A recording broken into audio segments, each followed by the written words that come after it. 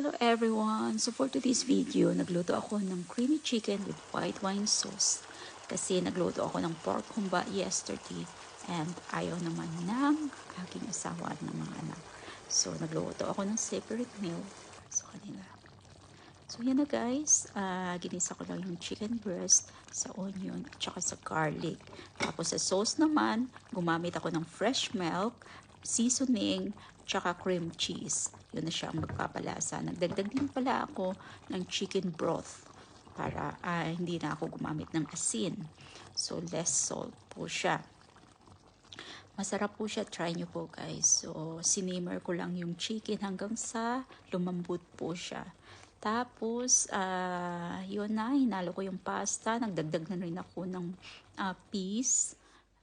Frozen peas po ang ginamit ko. Tapos, nag-grate na rin ako ng cheese sa top ng, as a toppings. So, yan guys. My family love it. Healthy and very quick and easy meal. So, yan. Hope everyone have a nice day and God bless po sa ating lahat. Take care po. Love you all. Bye!